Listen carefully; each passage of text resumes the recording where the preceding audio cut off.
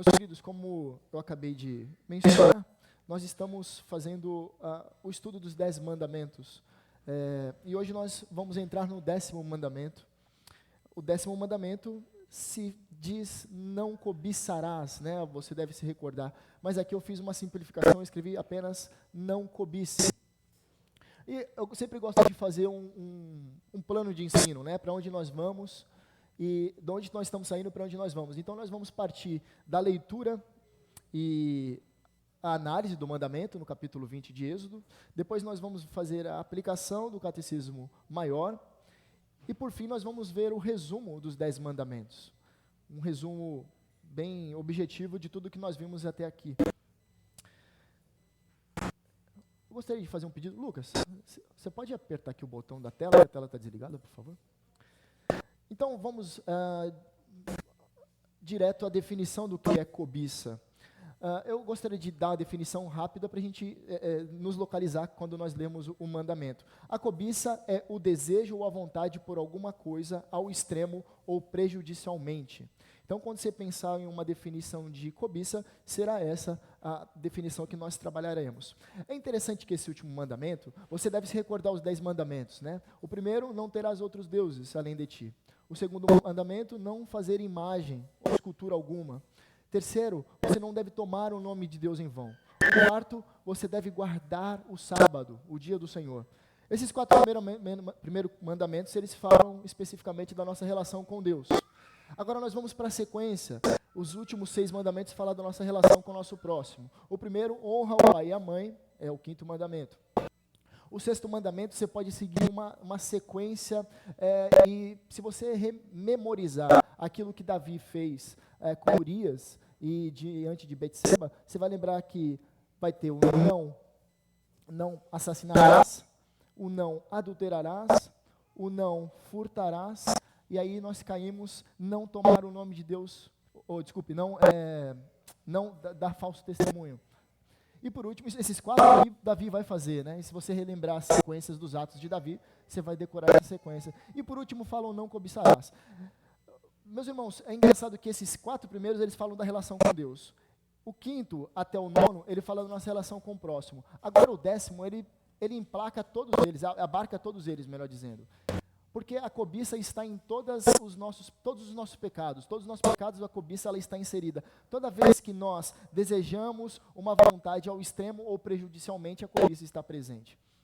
Então, quando você for fazer uma divisão para relembrar os 10 mandamentos, seria legal você sempre lembrar isso. Os 4 primeiros falam da minha relação com Deus. Do 5º até o 9º mandamento vai falar da minha relação com o próximo. E o 10º, ele abarca todas as coisas. Assim sempre fica muito mais fácil de relembrar todos eles. Bom, mas vamos para o mandamento de fato. Está escrito assim, lá em Êxodo, capítulo 20, versículo 17. Não cobice a casa do seu próximo. Não cobice a mulher do seu próximo. Nem o seu servo, nem a sua serva, nem o seu boi, nem o seu jumento, nem coisa alguma que pertença ao seu próximo. O texto começa dizendo não cobice, e nós vimos a definição de cobiçar, mas a definição de cobiçar ela pode ser um pouco mais abrangente. Eva, quando está diante do fruto proibido, o texto lá em Gênesis capítulo 3, versículo 6, está dizendo que aquele fruto era desejável a ela, era apetitoso, depende da tradução, né? Mas tem esse sentido de ser desejável. Ali a palavra é cobiça, ela cobiçou o fruto, ela desejou. E aí o sentido de desejar, de cobiçar, o sentido da palavra hebraica, ela tem uma percepção um pouco mais abrangente. Ela tem o sentido de valer a pena ter, buscar ou alcançar. Então, a cobiça é esse intuito, é esse desejo de que, bom, vale a pena pagar para ver, vale a pena eu ir até onde eu estou disponível aí, vale a pena desobedecer. A cobiça sempre tem essa raiz, vale a pena desobedecer, vale a pena ir além daquilo que eu posso.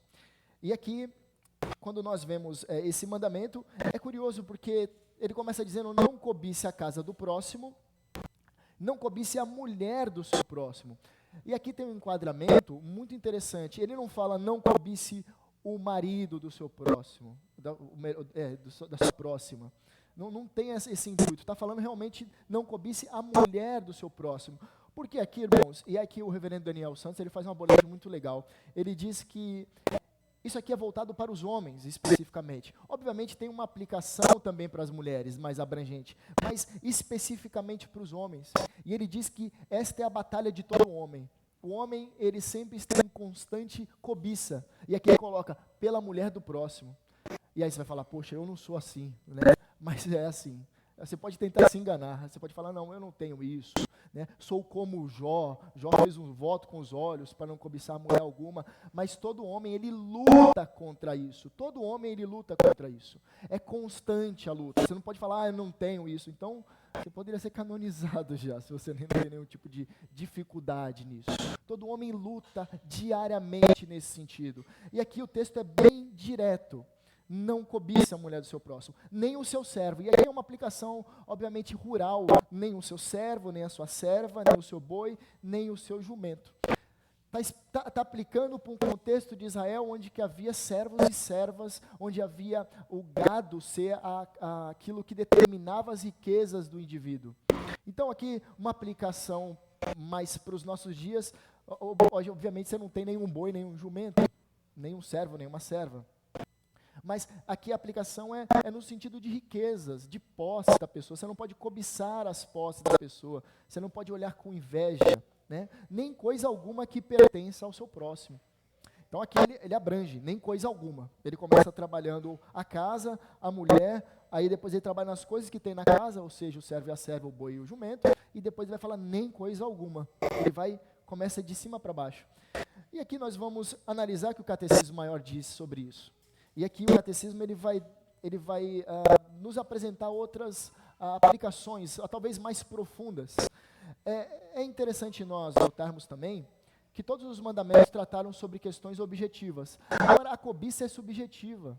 A cobiça está no nosso coração. A cobiça não é um ato que você faz. Embora o comportamento nosso, ele apresente resquícios, sintomas de que nós estamos cobiçando. Mas a cobiça, ela está escondida no nosso coração. Ela é foro íntimo, ela é escondida. Ninguém consegue ver, a não ser o próprio Deus, que consegue sondar os nossos corações.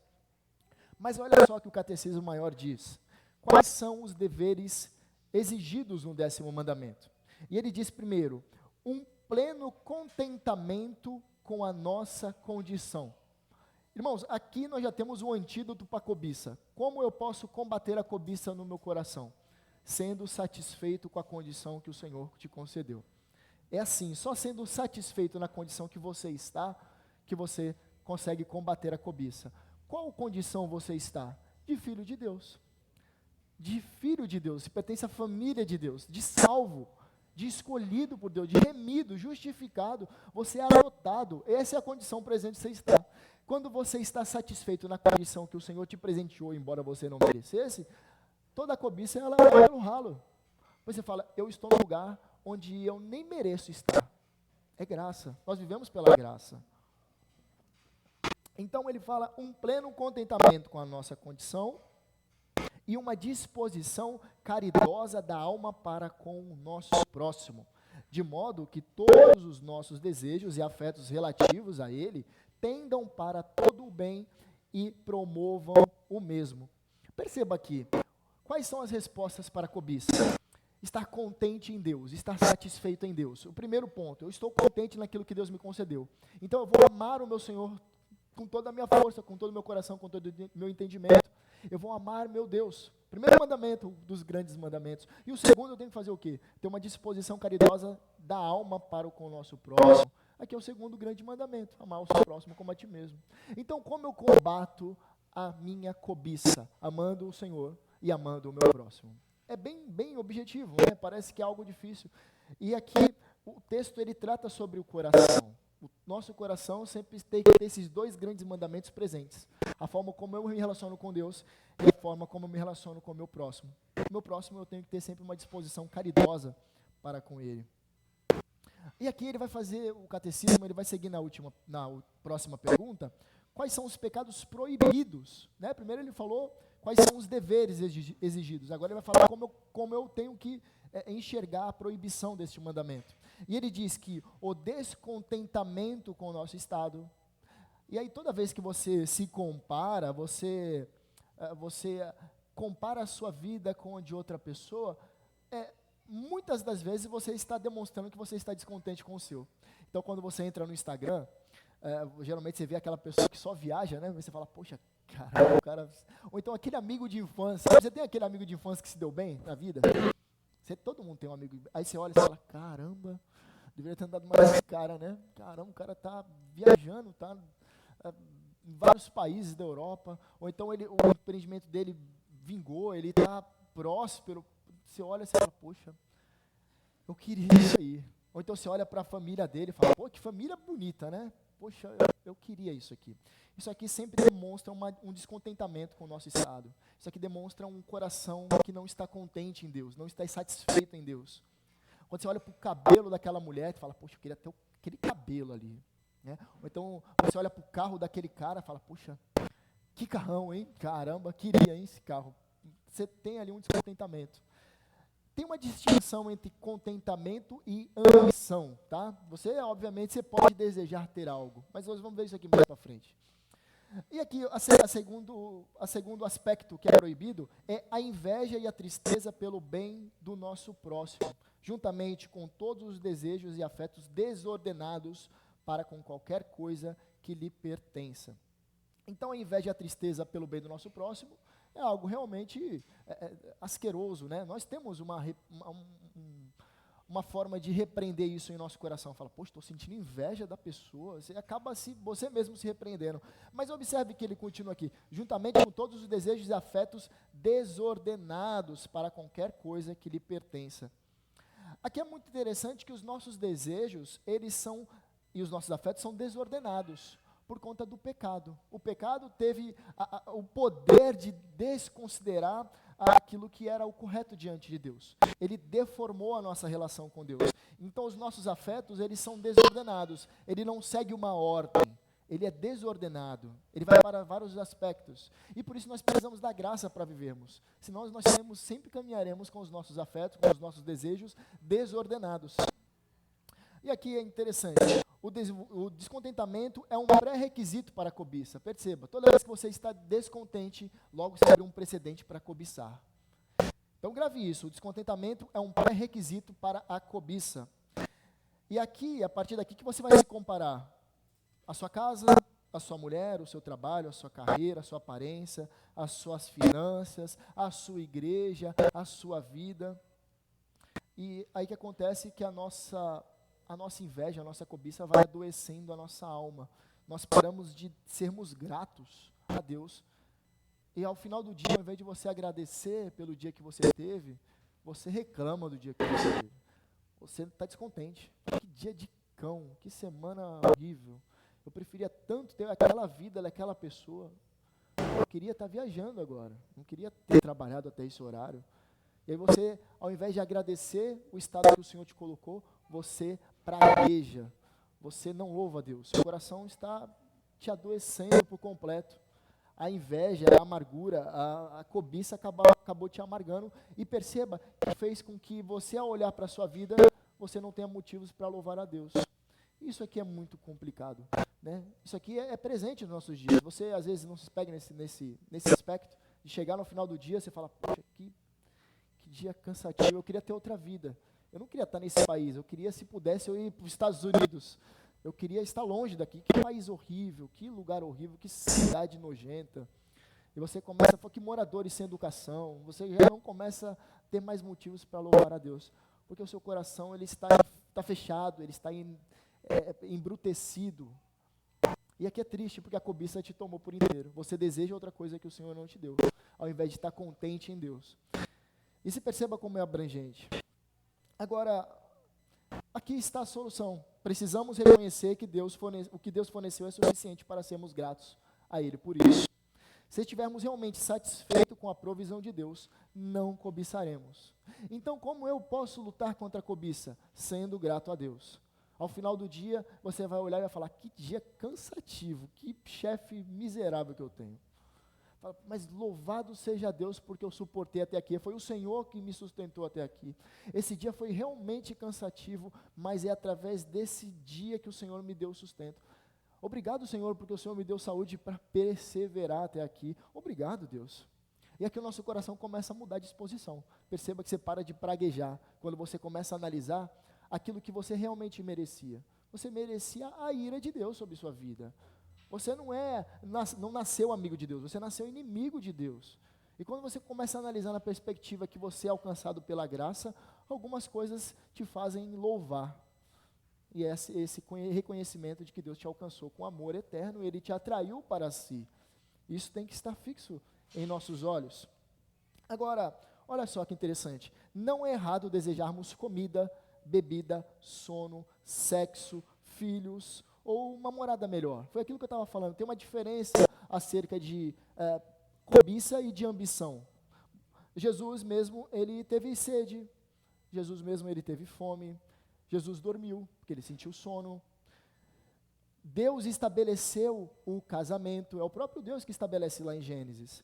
Os filhos, Deus é que dá a fecundidade. Então, ele dá a disposição para alcançar a herança, que são os filhos para nós. E a moradia, Provérbios fala que nós devemos edificar a nossa casa, nós devemos sim almejar termos uma moradia. Então perceba, cobiça é diferente, totalmente diferente de almejar alguma coisa, de ambicionar alguma coisa. Você pode ambicionar alguma coisa, mas algo está mais profundo, que é o nosso coração. O segundo slide fala melhor sobre isso. Olha, a Escritura fala de pecados secretos. John Owen, que era um puritano, eu não lembro o século dele, mas ele tem uma frase que ele diz assim, que nós devemos sondar os pecados que estão escondidos no sótão do nosso coração.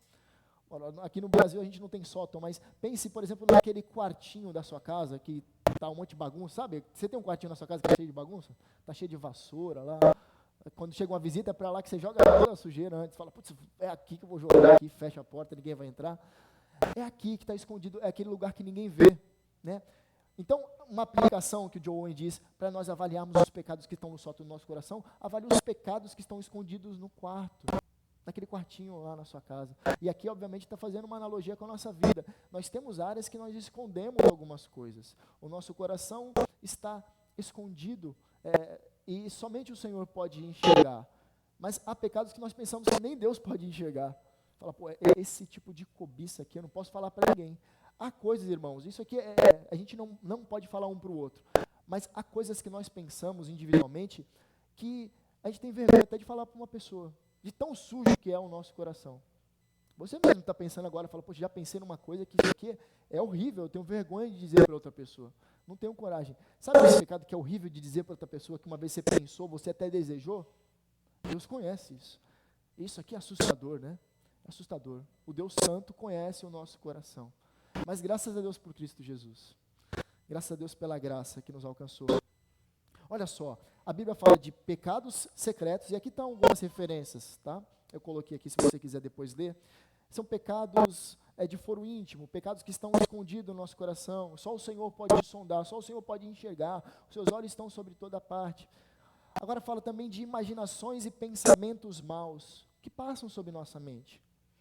Agora eu gostaria de ir para o que a tradição teológica diz. E aqui está a virada de chave. E, meus irmãos, se vocês compreenderem esse próximo slide aqui, eu vou ficar muito contente.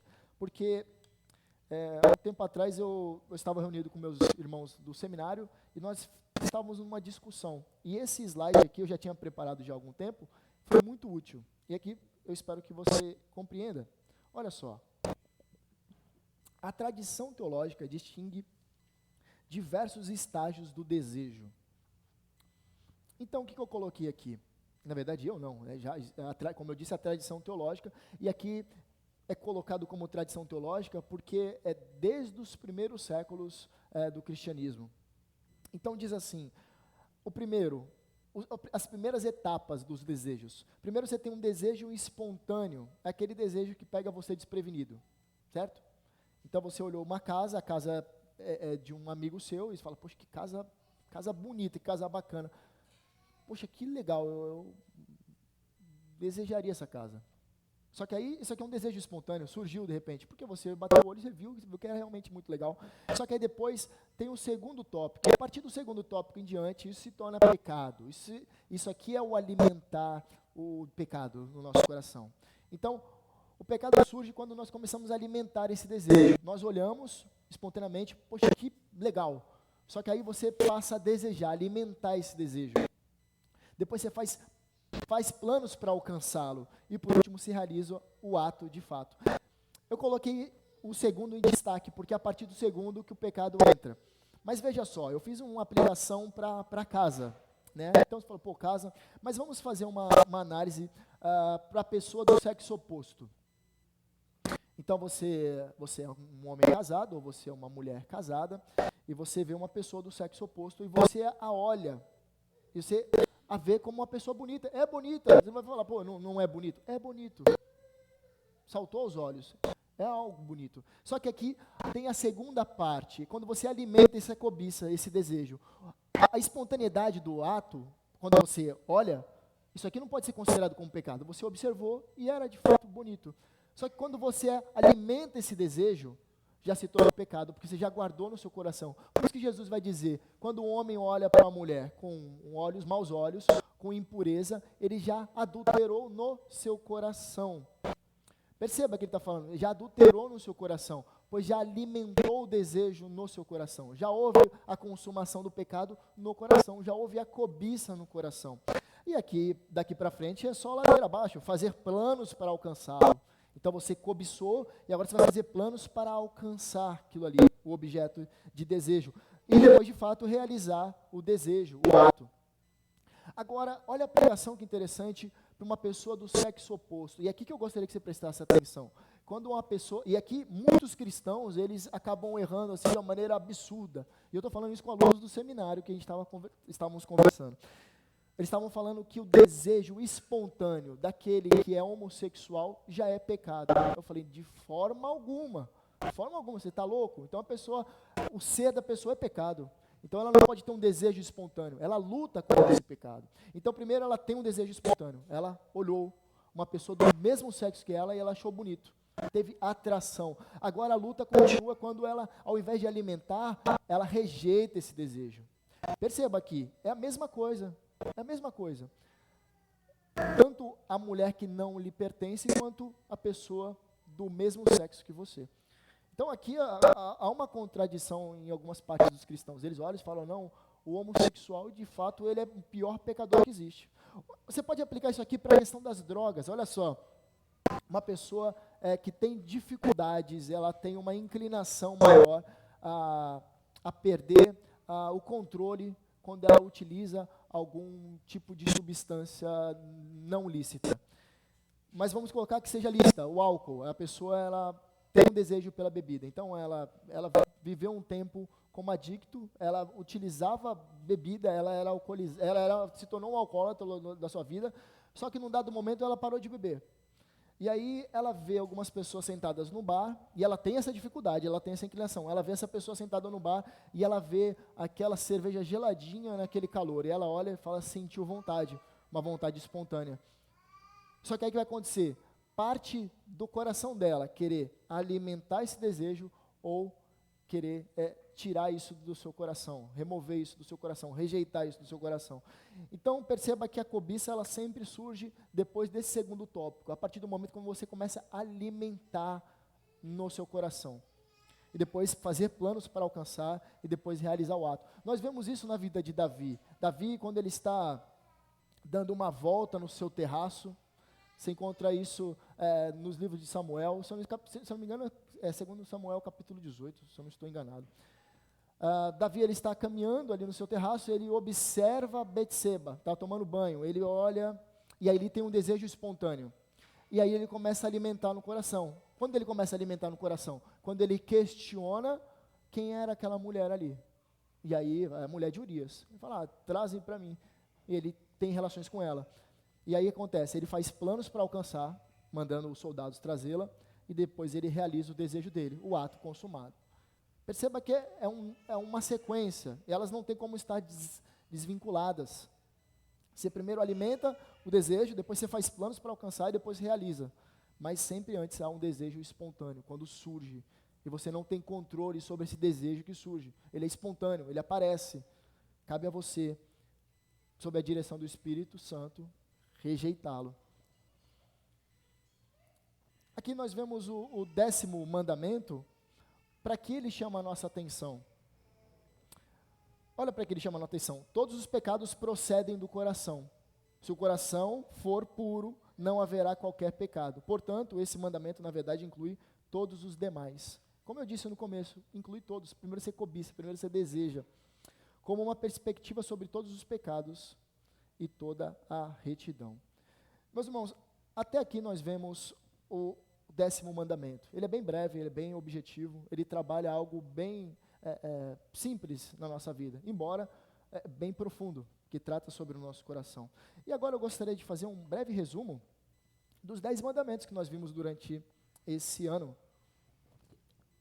E eu vou tentar passar bem rapidinho, porque ele é bem objetivo mesmo. O primeiro mandamento, nós vimos que nos ensina a adorar apenas a Yahvé, apenas a Deus. De modo mais amplo, ele nos ensina que nada é mais importante que ele em qualquer área da vida humana. De maneira particular, convoca-nos a honrar Jesus como rei, como indivíduos e em sociedade. E aqui nós trabalhamos a questão da cosmovisão, vocês se recordam? Falamos que sempre há uma cosmovisão conflitante com a nossa fé.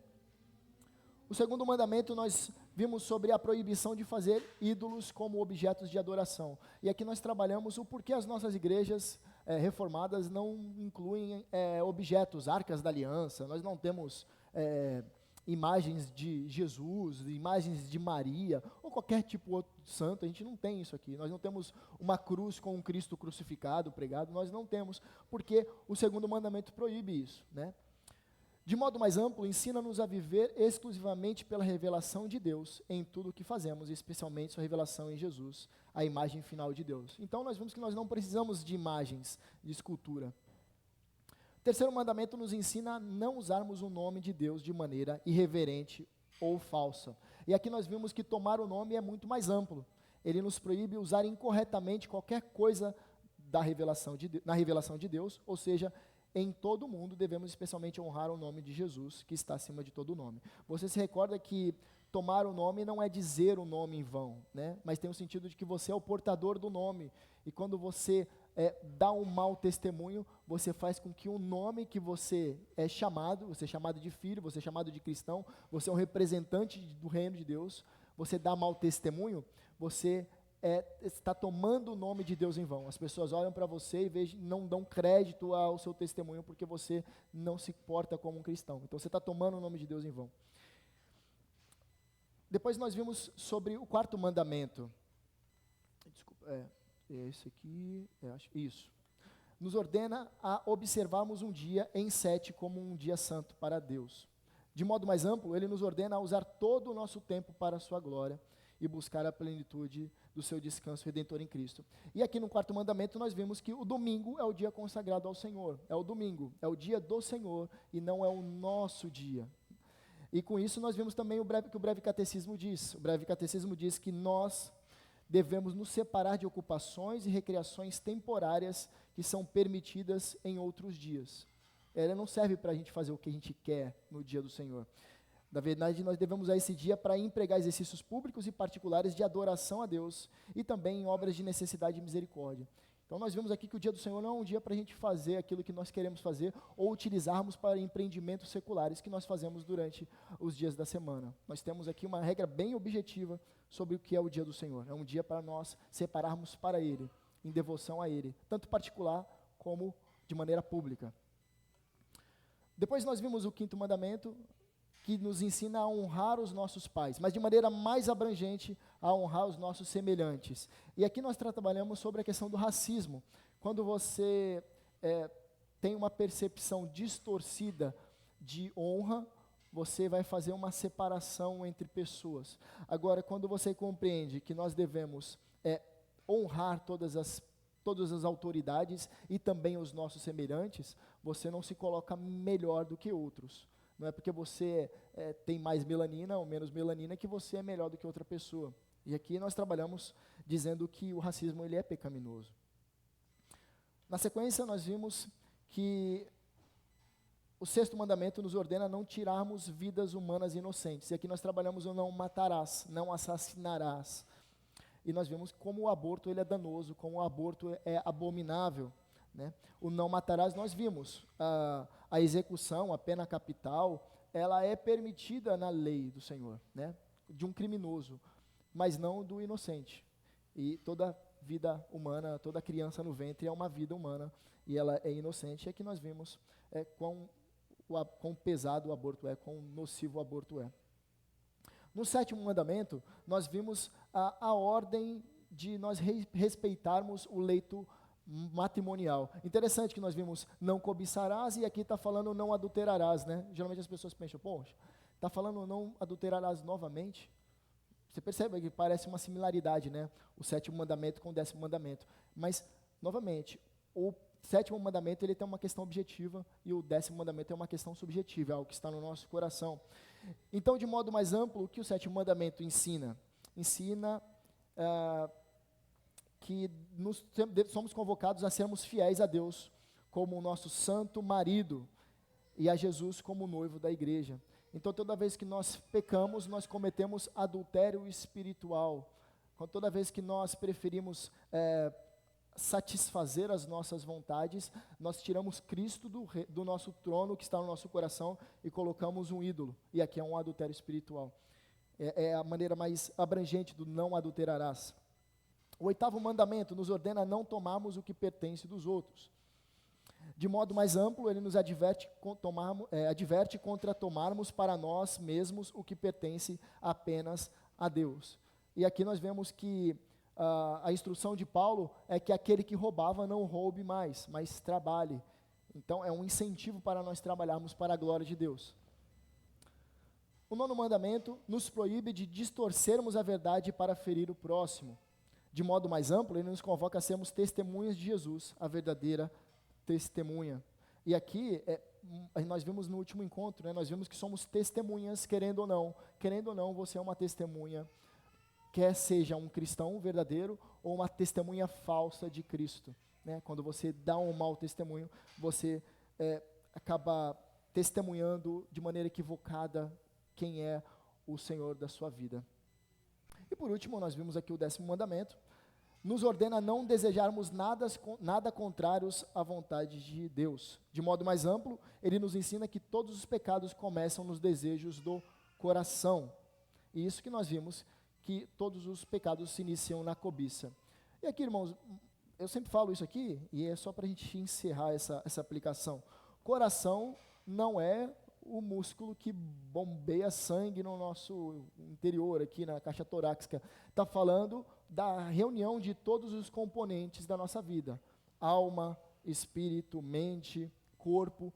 Quando o texto hebraico diz coração, ele está se referindo a isso. É a sede das nossas vontades, dos nossos desejos, a sede do nosso intelecto, e isso o texto hebraico chama de coração, né? Leb, essa é a palavra. Então, é isso que é o coração. Então, toda vez que você deseja, isso está incluindo também o pensamento, o seu desejo, a sua vontade, enfim. E aqui nós vamos assistir um curto vídeo do reverendo Hernando Dias Lopes, que ele fala sobre a cobiça e a sedução do ter. Nós vamos fazer uma oração para encerrarmos a transmissão e depois nós vamos assistir ao vídeo. Vamos curvar as nossas frontes. Senhor, nós agradecemos pela sua palavra, pedimos que o Senhor aplique aos nossos corações e o Senhor nos faça caminhar em retidão com a ajuda do teu Santo Espírito. É isso que nós pedimos em nome de Cristo. Amém.